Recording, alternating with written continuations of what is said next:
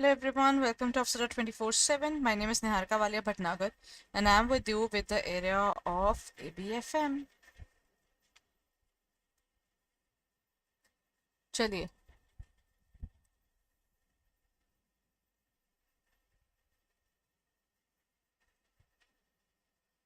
what are we going to think about today? We're going to talk about the victory series and another level of questions. But today I'm going to talk about deal structuring. Acha everyone, a very important reminder. Your registrations will be starting soon. So I hope you're all set for your examination. है because our examination are going to be conducted after the month of June. In the month of July, we'll be seeing our examination coming up. So I think if I talk about end of June and July, we are all set for the examination.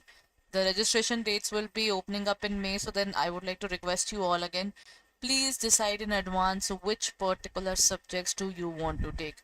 This is very, very important that you need to know before you go for the registration what is going to be your optional subject. Why am I saying this? Because till the time you haven't decided your optional subject, now, how will you actually apply for the examination? For example, if you are someone who hasn't decided it yet, or and you have already taken our course, then so you have a very big advantage. Let me tell you how. And if you haven't, then you can definitely take up that advantage as well. Go on to our website, that's www.adda247.com. Go on to the specific area, go on to the area of JIB and CAIB. In the area of CAIB June 2024, you will find all the details. Why am I saying this? Because we have our Mahapack. If you go through our Mahapack, everyone, this is basically the blend of our test series and ebooks for all the subjects, right? The previous videos of the different batches that we are already taking up, and the 500 hours of online live classes. When we say the live classes here, the live batches that are going on are all covered in this area. But how does Mahapack help you? In the Mahapack, you get all the 5 subjects, everyone. If I have to tell you about that, in the live classes areas, and even if you go to the video courses area, you can see this particular area. You can see the course for CIB rural banking video course. This is for rural banking. Then you have the course for risk management. Then you have the area of central banking, HRM, IT. The marathons are all stated here. That means if the classes are also given further. So if you are planning, then one particular benefit which is unbeatable for you is if you are planning to go for your CIB examination has not decided yet ki which particular subject you want to take up, then watch all these. Watch all these specific options that are available in front of you. What is that particular topic that is better for you? In which particular examination you have greater scope to score more, because ultimately you are the one who has to give the examination. Nobody else is going to give the examination. Hai na?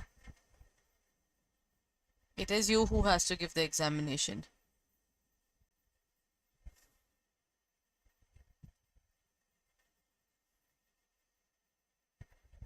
Then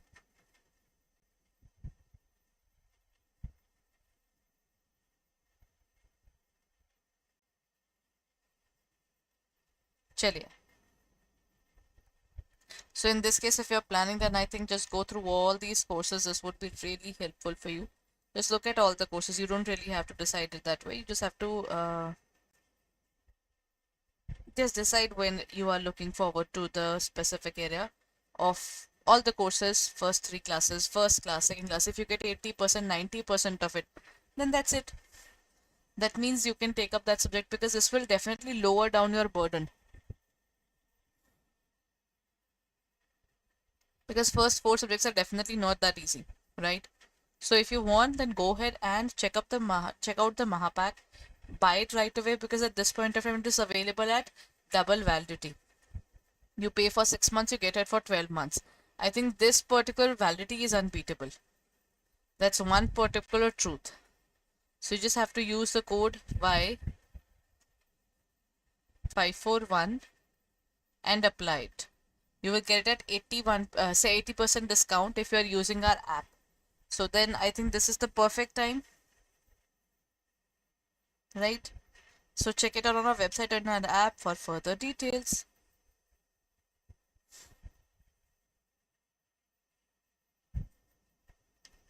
Chaliye.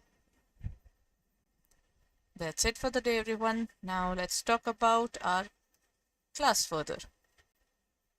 Everyone, please share the session, like it as well, and check out on our website for further details. Everyone, Victory Series.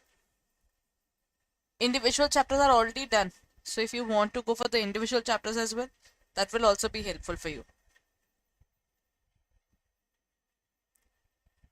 What is deal structuring in context of acquisitions? Deal structuring is basically a situation where you are looking at you're buying some other organization. That means what are the assets and liabilities that you need to decide that you want it or not. You know? Then if you want it, then how do you do this?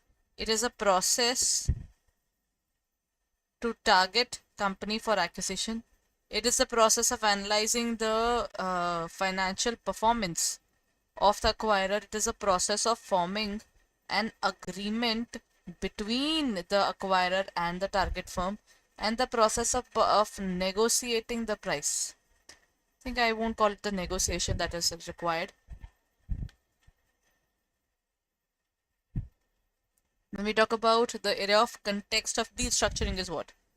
Is that only the negotiation or anything else? The correct answer is actually it is a process of forming the agreement. Within negotiations, you need to define as well. Now, what do you want? है ना?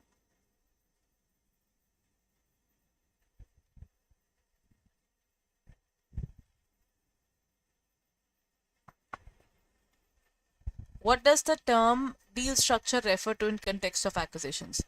It is the financial performance or legal framework or the strategic goals or the negotiations. This is, I think, the same question with a different variety altogether. The correct answer is actually the legal framework of the acquisition agreement. Acquisition means to buy the organization.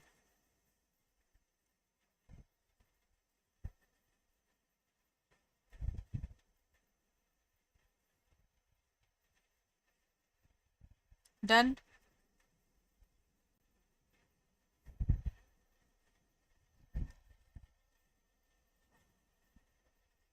Chaliye, next question. Why is deal structuring important in the acquisition process? I think deal structuring is very important. Deal structuring is super important because it gives you an idea of how do you look forward towards purchase of other organization. Are we ready for the financial obligation? What kind of things that organization has, and how do we pursue further towards it?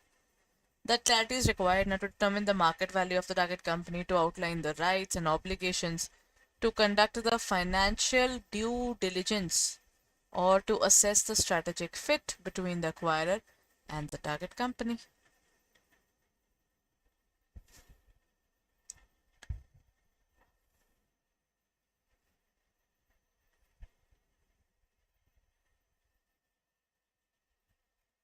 To outline the rights of both the parties involved, because both the parties are not known about these things, they really feel bad about it. Ki, acha, if the particular purchase or sale of the acquisition is being done, one party can be dissatisfied. You know?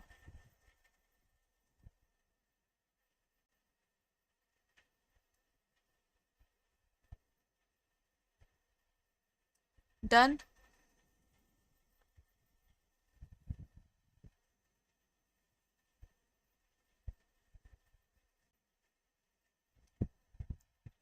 Chaliye.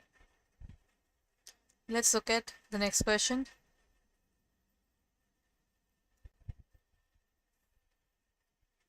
What is the relationship between an acquirer, cash holding, and the likelihood of making a cash offer in a takeover situation? I think takeover makes a very important thing, right? Acquirer with a large cash holding more inclined to cash offers. Acquirer with smaller cash holdings are more inclined to cash offers. Cash holdings have no impact in terms of likelihood, or acquirers with large cash holdings are more inclined to make stock offers. I think if they have good amount of money, then they have more inclined towards making the cash offers. So you can actually say, sir, we have money, can I give it to you the money?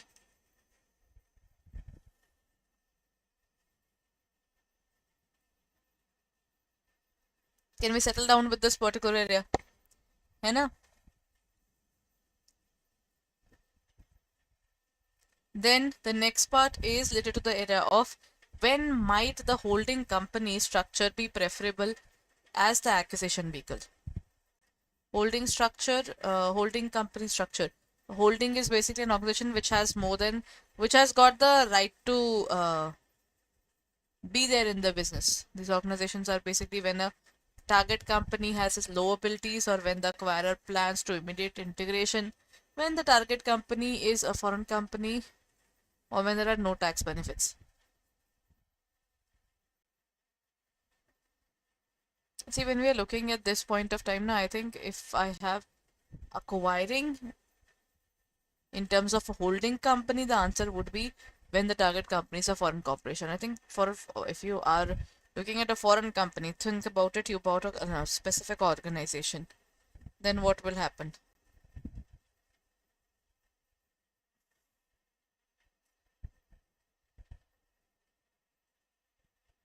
If you buy a specific organization which is a foreign company, that has a stronger effect, na?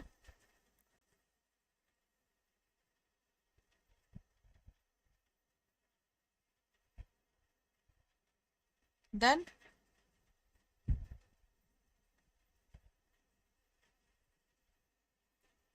next question.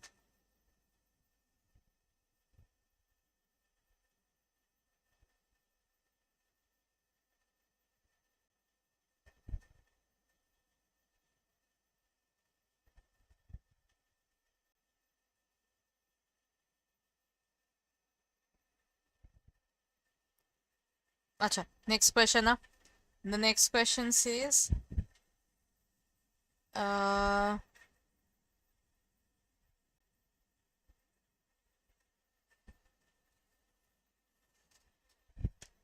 when the in what situation might an acquirer use its stock as principal form of the payment instead of cash? Simple. If you have cash, you will make the payments in cash. You'll say this is the cash offer. I think we are all settled and we are leaving. You know. Otherwise, what will happen? If we do not have cash, we'll offer stock because that's one of the best things to do. When the integration of the target company will be quick, when the acquirer has high debts or the target company is highly levered, or integration of the target company will take significant period of time. When we look forward towards this era, the answer would be when the integration of target company will take a significant period of time. So it's always better to give them this particular scenario.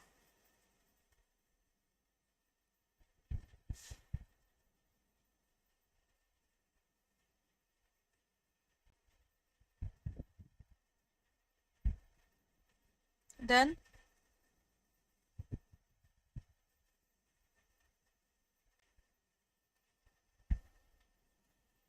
chali, let's look at the next question then.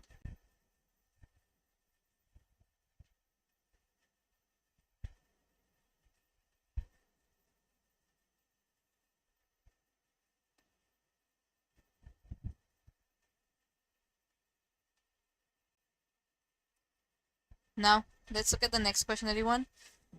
Why might an acquirer offer a mix of cash and stock to the people? I think having cash and stock together, it's a beautiful topic to take up. Why?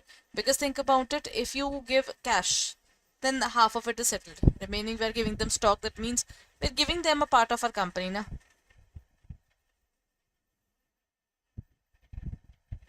To motivate the target shareholders to participate and to avoid delusion that comes with an all stock offer and to reduce the overvaluation of the acquirer shares,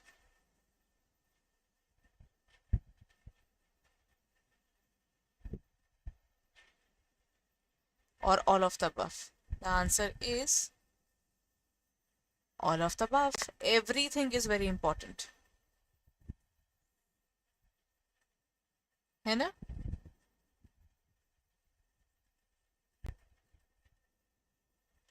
Next point.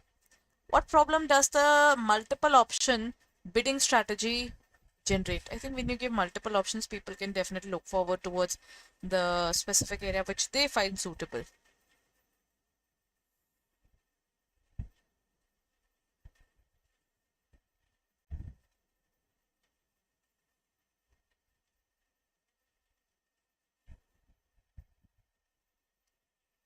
Difficulty in about the value of the target company, uncertainty, then difficulty in predicting the amounts or lack of interest from the target shareholders or inability to determine. When you're giving that multiple option, one problem is how much cash do we need?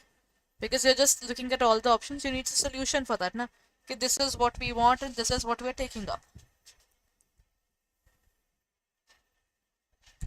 What are the main considerations?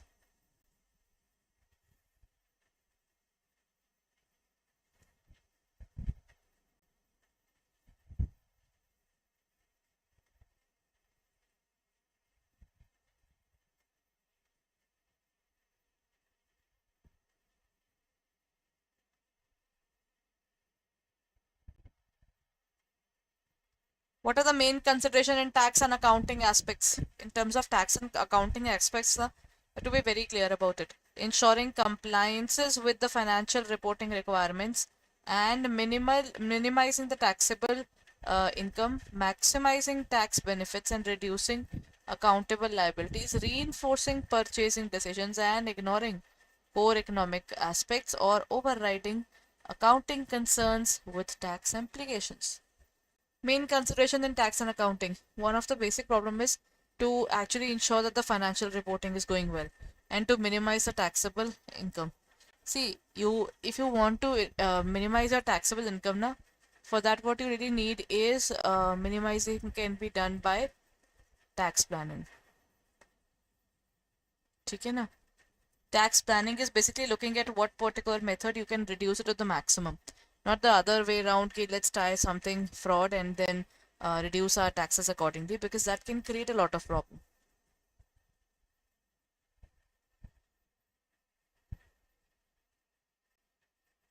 Then, which of the following transactions is considered taxable to the shareholders of the target company?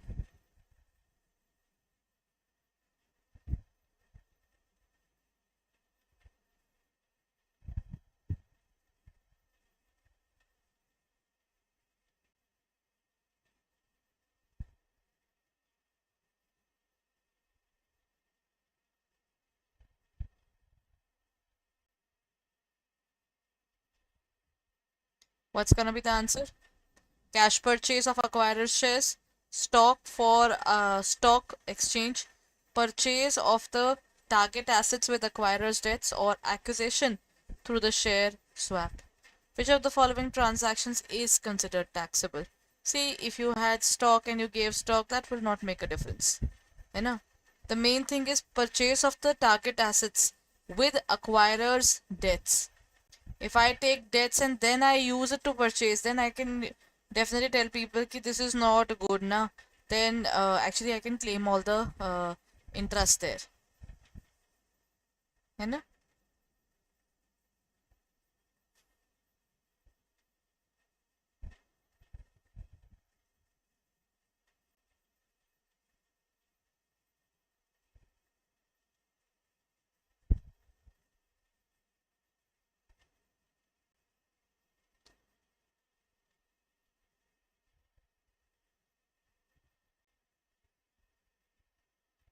Then,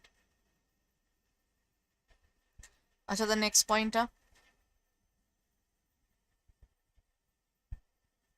What are the changes in the legislation in 1993 made taxable transactions more attractive to acquiring corporations, allowing the tax deductions for acquisition related expense, permitting amortization of certain intangible assets for tax purposes, induction of tax credit for acquisition financing, reduction of tax capital gains.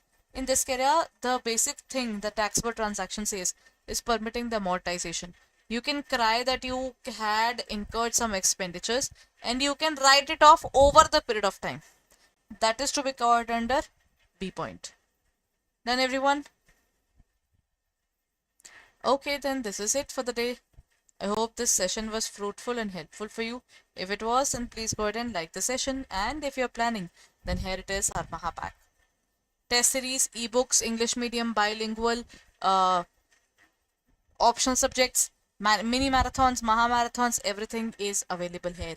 So if you're planning, then do not delay it at all, everyone. The batches are going on. And if you join it in time, then definitely it is going to be your benefit. You know, because then you will be able to go through the examination in a much simpler method. Chaliye, that's it for the day, everyone. Thank you so much for being there. Bye bye and take care. We'll be meeting tomorrow. Acha, one more thing. If you're planning, then this is the code Y541. So use this code only, then you will be able to get 80% discount. Right? So thank you. And download the app right away, because if you download the app, then you get 80%. Otherwise, you'll get 79.